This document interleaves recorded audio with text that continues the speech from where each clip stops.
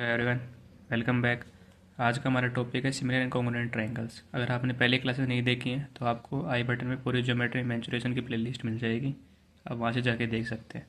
तो आज अपन लोग पहले पढ़ेंगे congruent triangles and then similar triangles.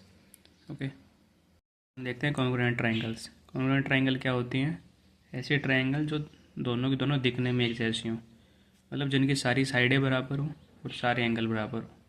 तो जितनी साइड ये है उतनी ये वाली, जितनी साइड ये है उतनी ये वाली, जितनी साइड ये है उतनी ही साइड ये वाली। यानी अपन कह सकते हैं जिनकी शेप सेम हो और जिनका साइज भी सेम हो। ओके, तो ये दोनों ट्रायंगल कॉन्ग्रुएंट हो जाएंगे। अगर ये सारी साइड इक्वल है तो ये वाला एंगल और ये वाला एंगल इक्वल हो जाएगा, ये वाला एंगल और ये वाला एंगल इक्वल हो जाएगा, और ये वाला एंगल और ये वाला एंगल भी इक्वल हो जाएगा। यानी अगर किसी ट्रायंगल में सारे एंगल और सारी साइडें इक्वल है तो दोनों ट्रायंगल को अपन कॉन्ग्रुएंट ट्रायंगल्स बोल सकते हैं। ओके, यानी हम ये भी बोल सकते हैं अगर अपन इस वाले ट्रायंगल को उठा के इस वाले पर रख दें, है ना, क्योंकि सारी साइडें सेम है, सारे एंगल्स सेम है। अगर अपन इस वाले ट्रायंगल को उठा के इस वाले पर रखेंगे तो ये वाली साइड इसके बराबर है, एंगल भी बराबर है, ये वाली साइड बराबर है, तो ये ओवरलैप कर जाएंगे दोनों के दोनों ट्रायंगल्स। ओके, आपको एक बात का ध्यान और रखना है। मान लीजिए एक ट्रायंगल ए बी सी है, ये पी क्यू आर है। तो ए के सामने का एंगल ए के सामने की साइड ए, बी के सामने की साइड बी, सी के सामने की साइड सी। तो जो ये वाला एंगल बराबर है तो इनके सामने की साइड बराबर होगी, तो ये वाली बी होगी। ये दोनों से एंगल बराबर है तो ये वाली सी होगी। ये दोनों एंगल बराबर है तो ये वाली ए होगी। यानी बराबर एंगल्स के सामने की साइड्स बराबर होंगी। ओके, अब किसी भी ट्रायंगल कॉन्ग्रुएंट होने के लिए क्या क्या कंडीशन होती है? अपने को एक बात बताइए, एक ट्रायंगल के पास 6 चीज़ होती है, 3 साइड और 3 एंगल। अगर उन 6 में से कोई भी 3 बराबर हो जाए तो बची हुई 3 अपने आप बराबर हो जाएंगी। तो इसी के साथ अपनी पहली प्रॉपर्टी होती है एस एस एस, यानी कि अगर सारी साइडें बराबर हों दोनों ट्रायंगल की तो उनके सारे एंगल अपने आप बराबर हो जाएंगे। अगर सारी साइडें बराबर है तो उनके सामने के एंगल भी अपने आप बराबर हो जाएंगे। यानी एस एस एस है तो एंगल्स अपने आप बराबर हो जाएंगे। ओके, इसके बाद सेकंड होती है एस ए एस, एस। तो फिर दो साइड बराबर हो और उनके बीच वाले एंगल बराबर हो, तो अपने पास बाकी क्या बच गया? 2 एंगल बच गए और उनके बीच की साइड बच गई। ओके, अभी थर्ड देखते हैं अपन। थर्ड अपने पास अगर किसी ट्रायंगल के 2 एंगल सेम है और उनके बीच की साइड सेम है तो भी वो कॉन्ग्रुएंट ट्रायंगल होंगे, क्योंकि अगर 2 एंगल सेम है और एक साइड सेम है तो अपन ये भी कह सकते हैं। ओके, अगर 2 एंगल सेम है एक साइड सेम है तो बची हुई दोनों साइडें और बचा हुआ एंगल भी बराबर होगा। ओके, तो अपने पास किसी भी ट्रायंगल के कॉन्ग्रुएंट होने के लिए 3 कंडीशन होती हैं। इसमें अपने को एक बात ध्यान में रखनी है इन दो में, कि जो एस ए एस है तो इसमें जो एंगल है ये दोनों साइड्स के बीच वाला होना चाहिए, और इसमें ये जो साइड है ये दोनों एंगल्स के बीच वाला होना चाहिए। यानी मान लीजिए अगर आपको 2 ट्रायंगल गिवन है, तो अपने को बोला ये वाले दोनों एंगल इक्वल है और ये वाले दोनों एंगल इक्वल है और ये वाली साइड इक्वल है, तो यहाँ पे अपने पास ए एस ए प्रॉपर्टी लगेगी, क्योंकि ए एस ए प्रॉपर्टी लगने के लिए अपने को ये वाली साइड इक्वल चाहिए। ओके, तो ये पूरा सीक्वेंस में होना चाहिए। ये वाले दोनों ट्रायंगल्स कॉन्ग्रुएंट नहीं है। तो यहाँ पे देखते हैं अपन अभी, अगर अपने को ये वाली दोनों साइड बराबर दी हो और ये वाली नहीं दी हो तो यहाँ पे ए ऐसे लग जाएगा, यानी एंगल साइड एंगल। अगर ये एंगल इसके बराबर, ये एंगल इसके बराबर, तो ये वाला एंगल अपने आप ही इसके बराबर हो जाएगा। ये वाली साइड बराबर है यानी इसके सामने वाला, इसके सामने की साइड और इसके सामने की साइड बराबर होंगी, इसके सामने की साइड और इसके सामने की साइड बराबर होगी, तो ट्रायंगल हो जाएगी कॉन्ग्रुएंट ट्रायंगल। ओके, तो अपने पास ये 3 प्रॉपर्टी के अलावा एक प्रॉपर्टी और भी होती है जिसको अपन बोलते हैं आर एच एस, लेकिन ये वाली सिर्फ राइट एंगल ट्रायंगल में लगती है। इसमें क्या होता है, मान लो अपने पास 2 राइट एंगल ट्रायंगल है,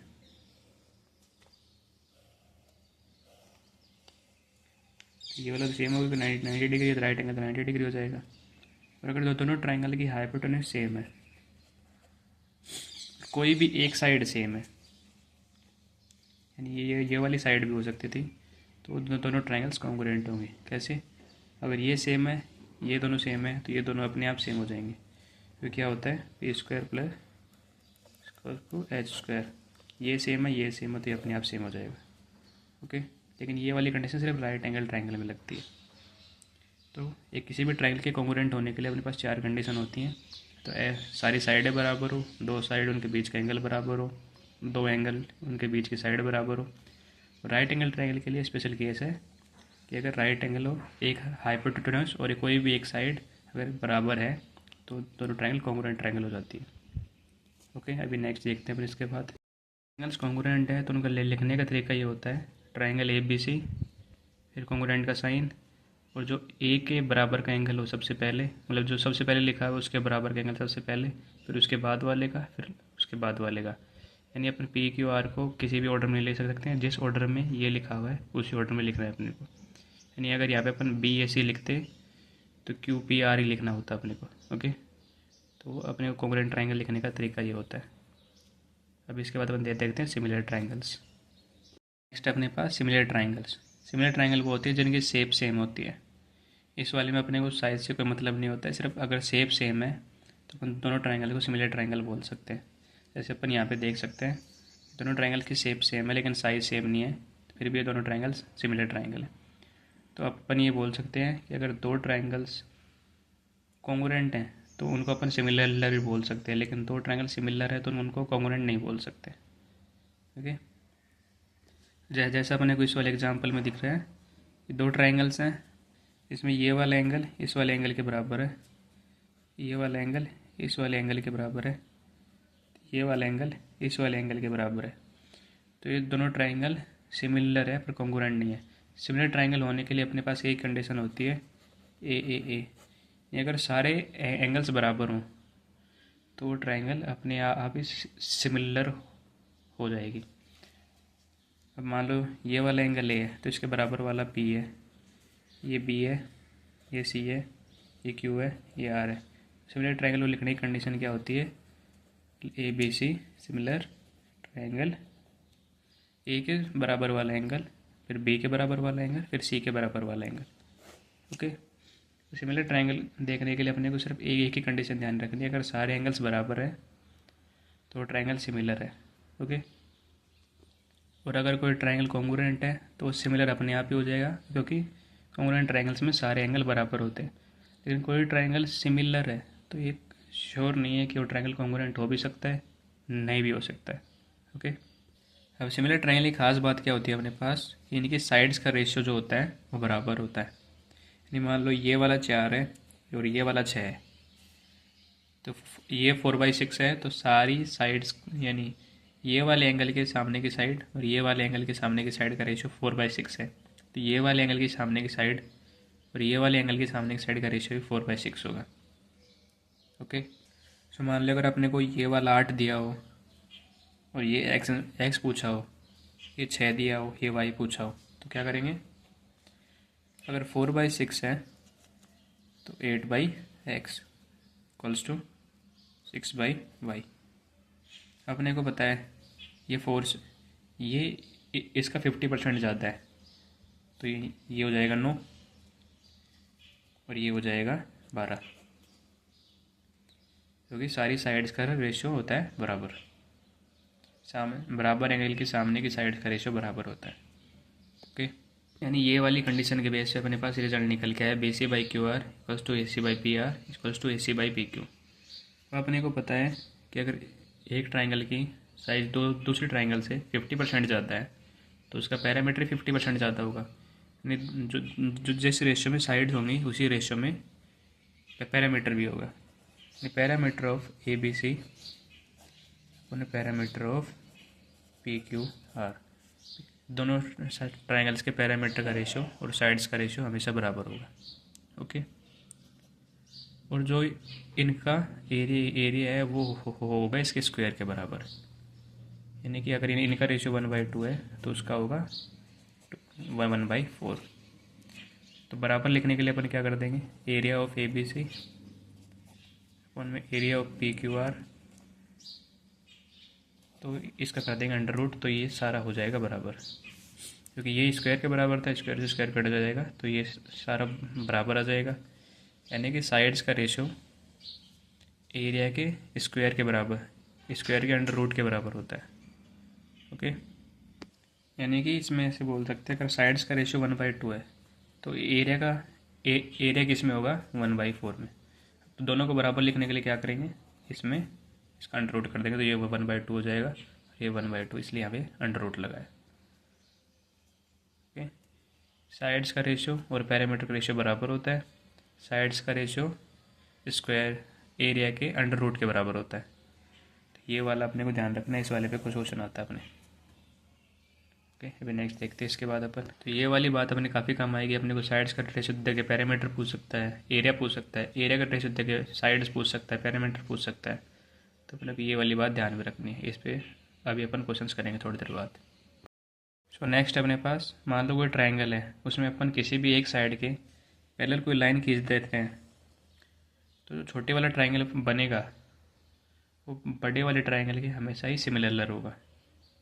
कैसे, ये वाला एंगल और ये वाला एंगल हो जाएगा बराबर, कोरिस्पोंडिंग एंगल्स, ये एंगल और ये एंगल हो जाएंगे बराबर, कोरिस्पोंडिंग एंगल्स, और ये बड़े वाला एंगल दोनों ट्राइंगल में फिक्स है। देखिए ए बी सी और ए डी ई होंगे सिमिलर, तो इसको कैसे लिखेंगे, triangle A B C similar to triangle A D E.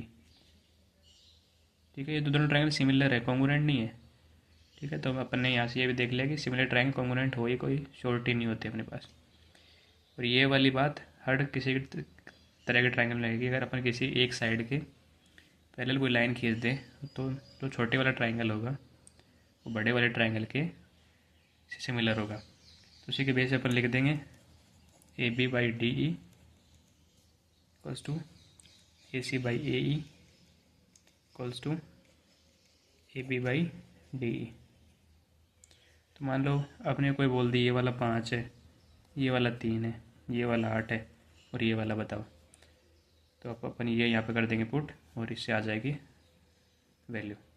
Okay, और ये वाली प्रॉपर्टी किसी भी तरह का ट्राइंगल हो हमेशा लगेगी, अगर अपन एक साइड के पैरेलल कोई लाइन खींचते हैं तो दोनों ट्राइंगल कॉन्ग्रुएंट हो जाएंगे, नहीं सॉरी सिमिलर हो जाएंगे। ओके, इसके बाद नेक्स्ट प्रॉपर्टी है अपने पास कि अपन अगर ट्राइंगल की किसी भी दो साइड के मिड पॉइंट्स को आपस में मिलाते हैं तो जो लाइन बनती है वो थर्ड साइड के पैरेलल बनती है। और ये वाली कंडीशन हर ट्राइंगल में होती है कि किसी भी दो साइड के मिड पॉइंट को मिला के अगर अपन एक लाइन बनाए तो थर्ड साइड के ट्राइंगल के पैरेलल बनती है। और अगर अपने को पता है कि ये वाला मिड पॉइंट है तो ये दोनों ट्राइंगल हो जाएंगे सिमिलर ट्राइंगल, क्योंकि ये एंगल इक्वल है, अपन ने यहाँ पे प्रूव किया था अभी। तो ये वाले का रेशियो और ये वाले का रेशियो कितना होगा, 1:2, क्योंकि ये मिड पॉइंट है। तो फिर ये वाले का रेशियो और ये वाले का रेशियो भी कितना होगा, 1:2। तो अपन ये कह सकते हैं अगर अपन ट्राइंगल की किसी दो साइड के मिड पॉइंट को मिलाएं तो वो थर्ड साइड का हाफ होता है। ओके, तो इस वाले से मान लो अगर ये वाले अपने पास 10 है तो ये अपने आप हो जाएगी 5। और ये सारी साइड्स के लिए मान लो ये इस वाले का मिड पॉइंट ही है, इसको अपन यहाँ से ऐसे मिलाते हैं तो ये वाली साइड इस वाली साइड की हो जाएगी पैरेलल। यानी मान लो अगर इसको ये अपने को 12 दी हुई है तो ये अपने आप हो जाएगी 6। और अपन अगर इस वाली साइड को मिलाते हैं तो ये वाली साइड इस वाली साइड के पैरेलल हो जाएगी। मान लो ये 14 दी हुई है तो ये कितनी हो जाएगी 7। ओके, तो ये वाली बात ध्यान रखनी है कि अगर अपन एक ट्राइंगल के दो साइड्स के मिड पॉइंट को मिलाएं तो वो थर्ड साइड के पैरेलल लाइन बनती है और उसकी लेंथ उसकी आधी होती है। ओके, फिर इसमें मेरे को नेक्स्ट क्या ध्यान रखना है कि जब अपन ये बनाते हैं तो जो 4 ट्राइंगल बनते हैं अपने पास ये सारे आपस में कॉन्ग्रुएंट होते हैं। अगर कॉन्ग्रुएंट होंगे तो इनका एरिया बराबर होगा, यानी अगर अपने किसी एक पार्ट का एरिया निकालना हो तो ट्राइंगल के पूरे एरिया का अगर 1/4 कर देंगे तो एक पार्ट का एरिया आ जाएगा। क्योंकि सारे पार्ट बराबर है। यानी कि इसको क्या बोलेंगे सबसे पहले बात कि ट्राइंगल की किन्हीं भी दो साइड को आपस में मिलाने पे जो ट्राइंगल बनते हैं चार अपने पास, उन सभी का एरिया बराबर होता है, सारे कॉम्पोनेंट होते हैं आपस में। और उनका एरिया निकालने के लिए अपन पूरे ट्राइंगल के एरिया का 1/4 कर देंगे। ओके, ये कॉम्पोनेंट कैसे उनका प्रूफ भी देख लेते हैं अपन लोग अभी, वो भी अपने काम आ जाते हैं कभी कभी। मान लो ये वाला एंगल अपने पास एक्स है, बड़े वाले ट्राइंगल की बात कर रहा हूँ, ये वाला वाई है, ये वाला जेड है। तो अपने को पता है ये वाली साइड और ये वाली साइड पैरेलल है, तो ये एक्स है तो ये भी एक्स हो जाएगा, ये वाई है तो ये वाई हो जाएगा, ये जेड है तो ये भी जेड हो जाएगा। अगर ये जेड है ये एक्स है तो ये वाला वाई हो जाएगा, क्योंकि X plus Y plus Z equals to 180। ये एक्स है तो ये भी एक्स हो जाएगा, ये एक्स है ये वाई है तो ये जेड हो जाएगा, ये एक्स वाई है, नहीं वाई है एक्स जेड है तो ये वाला एक्स हो जाएगा। अभी कौन सा बच गया अपने पास, ये वाला। अब ये जेड है एक्स है तो ये वाई हो जाएगा। तो अपने पास सारे ट्रायंगल हो गए। तो सारे ट्रायंगल के एंगल सेम है, साइड्स भी सेम है, तो ये सारे ट्रायंगल आपस में क्या होंगे, कोऑर्डिनेट ट्रायंगल्स हो जाएंगे। ओके, यानी मान लो अगर भाई अपने पास ये वाली ट्रायंगल थी ABC, इन दोनों के मिड पॉइंट थे DE, triangle ADE is congruent to triangle DB, इस वाले को अपन मान लेते हैं F is congruent to triangle FCE is congruent to triangle DEF।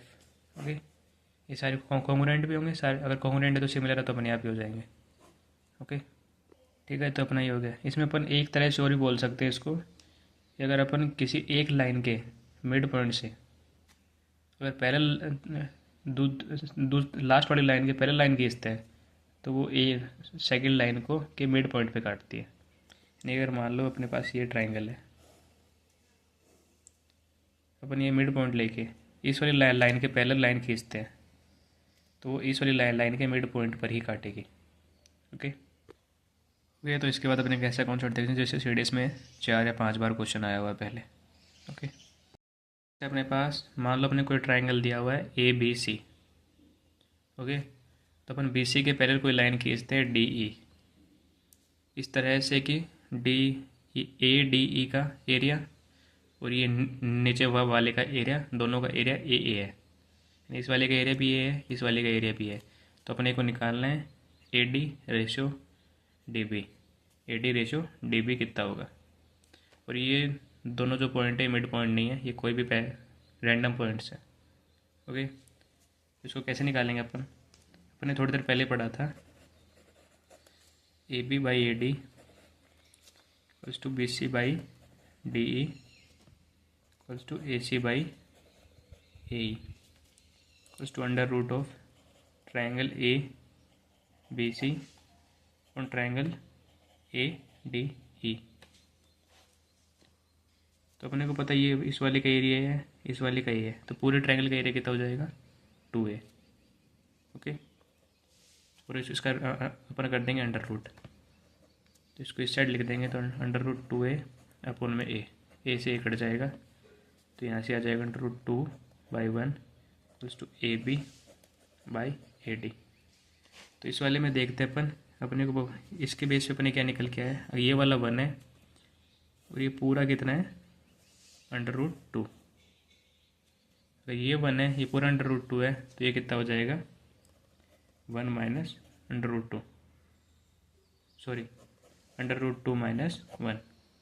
अपने से पूछा हुआ AD ratio DB, AD ratio DB, AD 1 है, DB कितना है अंडर रूट 2 माइनस 1। ये आ गया अपने पास AD रेशो DB। बस अपने को ये वाले को तोड़ के लिखना था एक बार के लिए, उसके बेस पे आ जाएगा। तो ये वाली प्रॉपर्टी बहुत काम आती है, इसको याद रख कर लेना। ओके, तो इससे अपने को क्या मिला कि अगर कोई एक लाइन किसी ट्रायंगल को दो बराबर एरिया में डिवाइड करे तो जो उसकी साइड होती है उसमें छोटी वाली साइड का रेशियो दूसरी वाली साइड के 1 रेशियो अंडर रूट 2 माइनस 1 होता है। यानी कि ये पूरी वाली लाइन का इस वाले का 1 और ये √2 - 1 है तो 1/√2 - 1। ओके, इसके बाद अपन लोग सिमिलर और कॉन्ग्रुएंट ट्रायंगल के ऊपर कुछ क्वेश्चंस देखते हैं। ओके, पहला क्वेश्चन है अपने पास, मान लो ट्रायंगल ABC और ट्रायंगल DEF दोनों सिमिलर है आपस में। ट्रायंगल ABC का एरिया 40 है, ट्रायंगल DEF का एरिया 30 है, तो BC + CA ratio EF + FD क्या होगा? तो पहले आप पॉज कीजिए, खुद सोल्व कीजिए और फिर मेरे साथ देखना। तो हमने पढ़ा था AB/DE = BC/EF = CA/FD = parameter of triangles.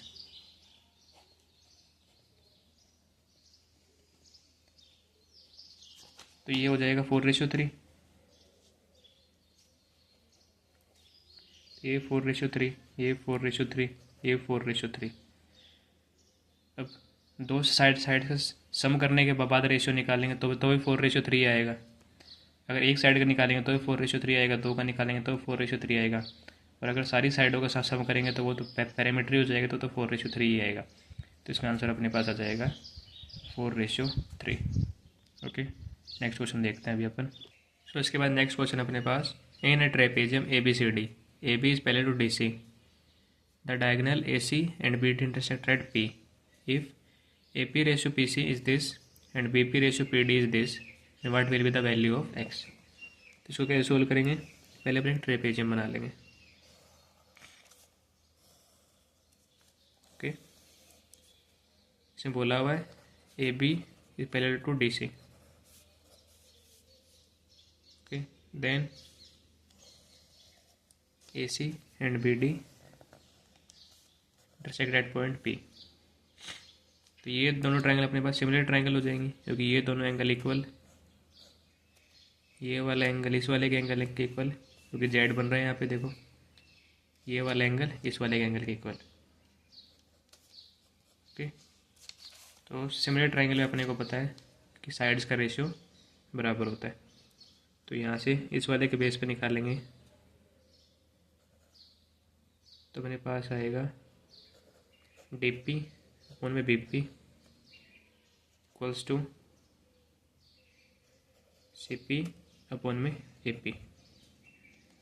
और अपने को ये वाले सारे दिए हुए 2x + 4 2x - 1 तो 4x - 4 अपन में 4, क्रॉस मल्टीप्लाई करके अपन लोग आंसर निकाल लेंगे। तो यहाँ से कितना आएगा आंसर? x = 3 आ जाएगा। ओके, तो ये अपने CTS 2021 में पहले पेपर में क्वेश्चन आया था सिमिलर ट्रायंगल्स के ऊपर, नकली क्वेश्चन था। ओके, और नेक्स्ट क्वेश्चन है अपने पास, triangle ABC is similar to triangle PQR। Okay, triangle ABC का पैरामीटर दिया हुआ 75, PQR का पैरामीटर दिया हुआ 50। PQR की एक साइड दी हुई है 20, तो उसके कोरस्पॉन्डिंग ABC की कौन सी साइड होगी वो बतानी है। तो मैंने अपने पढ़ा था पैरामीटर का रेशियो और साइड्स का रेशियो बराबर होता है, तो इसका रेशियो 3:2 आ जाएगा, +2 साइड को अपन x मान लेते हैं +20। तो यहाँ से अगर अपने x को ऊपर लेके जाएंगे तो वैल्यू आ जाएगी x की = 30। ओके,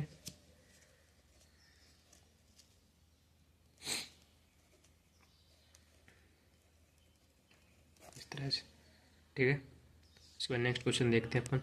सो नेक्स्ट क्वेश्चन है इसके बाद अपने पास, अपने को दो सिमिलर ट्रायंगल्स का एरिया दिया हुआ है और कोरेस्पॉन्डिंग साइड्स की का रेशियो पूछा हुआ है। तो अपन ने पढ़ा था side by side = √of area. ये अपने को दिया हुआ है रेशियो ऑफ एरिया, अपने को रेशियो ऑफ साइड्स निकालना है।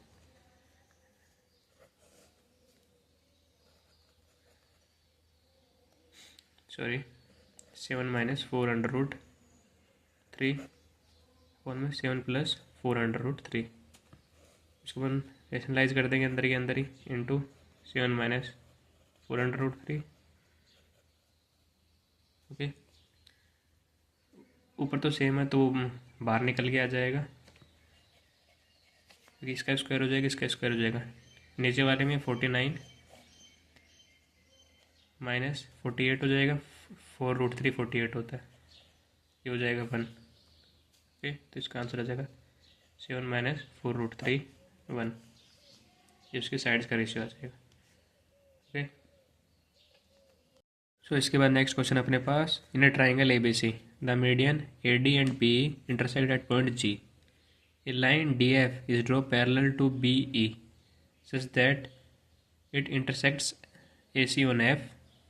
If AC is equals to 9 centimetre then CF equals to कितना होगा। तो इसको कैसे सोल्व करेंगे, अपने को एक ट्राइंगल दिया हुआ है,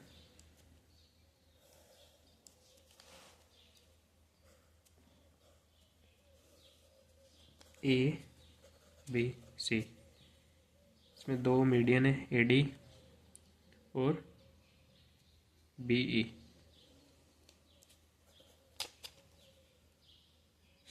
ओके, DF को BE के पहले ड्रॉ किया जाता है, वो C को F पे काटती है। और अपने को ये दिया हुआ है कि ये पूरी की पूरी 9 सेंटीमीटर है, तो FC की वैल्यू कितनी होगी। तो अपने को पता है कि ये BE मीडियन है, तो इसके दो भाग में काट देगी बराबर बराबर, तो ये 4.5 है और ये नीचे वाला 4.5 हो जाएगा। फिर अभी थोड़ी देर पहले अपन ने पढ़ा था,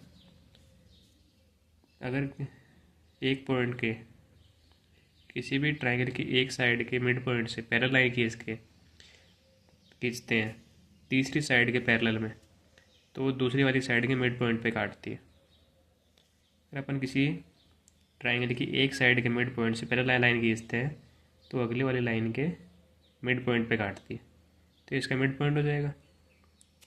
ये पूरी कितनी है 4.5/2 2.25। CF की वैल्यू कितनी हो जाएगी 2.25 सेंटीमीटर। ओके, थोड़ा पुराना क्वेश्चन है, CDS 2017 में आया था शायद। ओके, तो इसके बाद अपनी एक प्रॉपर्टी रह गई थी पहले, कि मान लो अपने पास कोई ट्राइंगल है ABC, इसमें अपन ने पॉइंट A से BC के ऊपर एक एलिट्यूड ड्रॉ किया, 90 डिग्री आ जाएगा, और हमने एंगल A का बाइसेक्टर भी लिया, यानी कि ये वाला एंगल और ये वाला एंगल दोनों बराबर हो जाएंगे। ये मान लो कोई n है, और अपने से ये वाला एंगल पूछ ले, ये वाला एंगल कितना होगा। एंगल इसको m मान लेते हैं, MAN, तो इसको इन दोनों एंगल्स का सम करके, नहीं इन दोनों एंगल्स का डिफरेंस करके -/2 कर देंगे, angle B minus angle C/2। इसका मोड ले लेंगे क्योंकि हो सकता है एंगल B छोटा हो। तो ये वाली याद रखना, इस पर क्वेश्चन आ जाता है कि अगर एक ट्राइंगल है उसमें अपने को एक एल्टीट्यूड दिया हुआ है, एक एंगल बाइसेक्टर दिया हुआ है, तो उन दोनों के बीच का एंगल कितना होगा, दोनों एंगल्स का डिफरेंस/2। ओके,